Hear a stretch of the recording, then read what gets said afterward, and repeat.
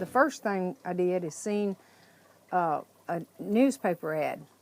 TransCanada, you know, or XL TransCanada is going to have a meeting. And so I get this letter in the mail saying, the meeting, you know, and it's involving your property or something like that. And I'm going like, oh no, no, hell no.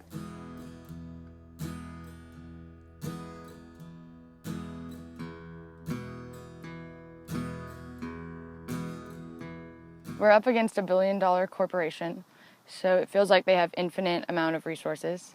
They've already manipulated this process so much. You know, the pipeline was planned to go from Alberta, Canada, all the way down to Texas and ends in Port Arthur.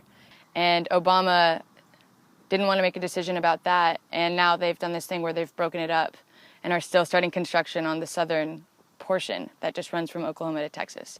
Tar sands oil is not a conventional crude. It's not even really crude whatsoever. Conventional oil, you can put it through a pipe and it will flow in its natural form. It's liquid.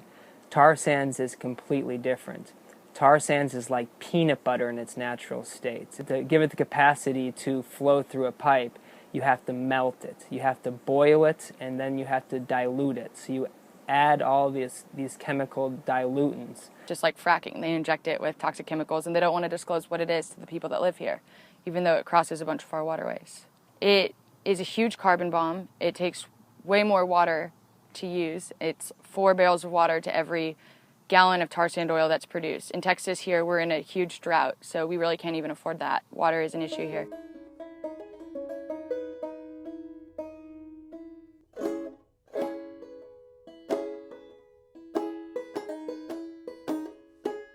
Particularly here in Texas, they've made it incredibly friendly and easy for big business to expropriate land. It's hard to reconcile how this qualifies. A project like this where a private foreign corporation is shipping oil to an export market.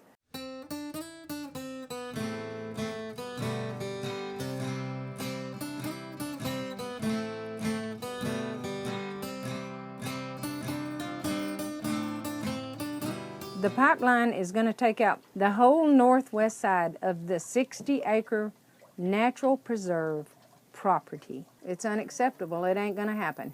You're simply not ripping through my property. The next thing I know, there's surveyors wanting to come on. They call me, and I said, no. If they cut one bush on my property, it's going to not be farewell for them. That's all I can tell you. And then they sent Pete Porter. And I swear that man, he could talk the damn horns off of a billy goat and sell them back to him with a profit. I said, no, I'm not signing. Y'all ain't coming. You ain't getting my land. And he finally came with the papers. It was like the eminent domain situation. And he laid these out, and he said, I'm supposed to give these to you, you know, and you need to read them. And it said, we have eminent domain. You will be sued, you will pay court costs, judge fees, lawyer fees, and I'm going like, hell, I don't have that kind of money. I was under the impression that they had went down that line and bought everybody's property.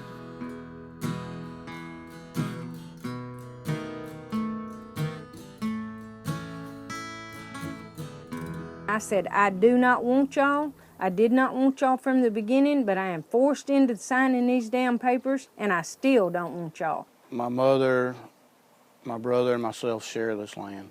I don't feel that we were deceived. I know that we were deceived. They played it off like, yeah, you know, this is just an oil pipeline, a crude oil pipeline. They've got a pipeline running for a year that's got 12 leaks already.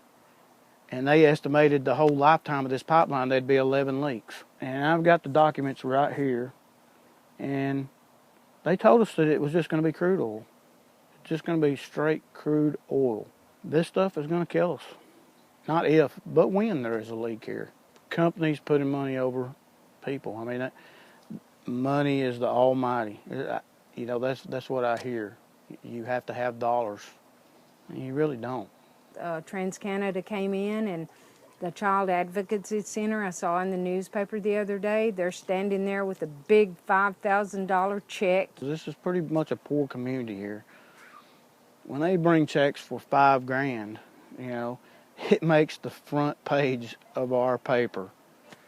And everybody's like, wow, this company is awesome. They're helping our community. And what they're hiding is the fact that eventually they're going to kill this community. The stuff that they put in this it has a density that will make it sink and hit the water supply. Think about when we have no water to drink. With no water, you're pretty much looking at, this is what your trees are going to look like, you know? And I'm scared to death for the water. Not just this water. The whole entire, the aquifers. No water, they die. Everything dies. The government itself, I have no trust in 100%. They have sold us out for monetary gain, for the money that XL Tar Sands TransCanada is handing their campaigns. And as far as jobs, that's a temporary job coming through here, and it's not even going to be Texans like they told them or think it is. It is not. Them guys that was coming there the other day said they're from Louisiana. And not only that, the shit's going to China. I mean, they're going to load it up, refine it in Houston, pollute Houston, and send it over there, wherever, China or India. Gabe shows me stuff on the computer. There's jillions of people that do not want this deadly pipeline. I think there's a lot more people would get involved in our small town if they didn't have to deal with the repercussions of the oil people, because this is a Texas oil place. And so they're like kind of scared to get involved, but they really want to get involved. I felt for a long time after Mom started this battle that everybody else is just like, yeah, let's go with it, man. Let's let them do this. It's going to make America so much better, the gas, the oil. And I really didn't know that there was as many people out there who didn't want this pipeline. She showed us the land and Mother Nature and how to take care of Mother Nature. And if you take care of Mother Nature, she'll take care of you. And I guarantee you, for every shovel full of dirt that they take out of that is going to take a piece of my mom's heart. This process has transformed me from the time it started to where I'm sitting right now. I've had numerous, number one, medical problems. Heart attack, I wake up in the night with panic attacks. That has transformed me. When I was perfectly healthy, perfectly okay before. When we got that paper yesterday, and everything in my body just kind of like, they've won. And needless to say, I didn't sleep any last night. But damn it, I'm not quitting. I'm like that damn cat on that clothesline. I'm gonna hang in there, and they're gonna have to take me down with it. I didn't choose this battle. They chose this battle. They brought this battle to my front door. And she was very frightful, these people. She didn't know if they were going to take out a contract on her or what, you know. But I'm scared. And when I come up here by myself a whole lot. I snap a gun on. There's no getting around it. They've got power. They could be out in the woods somewhere and just, it's over. You know, a hunting accident. It's true. It happens all the time. And I'm just an obstacle in their way. They don't give a shit about me or anything up here. I'm 63 years old. You know, I've still probably got some quality life left, but they're taking all that away. And if they come through here, that's going to end it for me. So I will go down.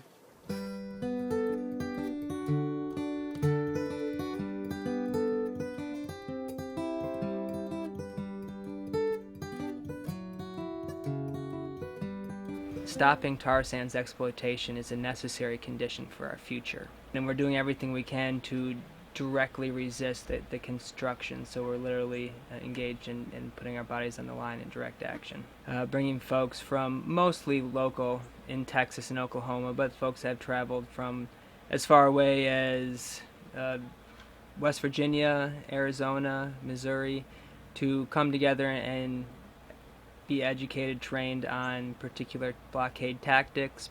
We're trying to empower folks to not only be able to participate in a blockade action that we are planning and organizing, but also start affinity groups and expand our campaign. What we can do as a small volunteer organization is limited, but if we can inspire enough people to take action, and then we can stop this thing. Essentially, we just want to put ourselves in between the construction and clearing crews and the land itself.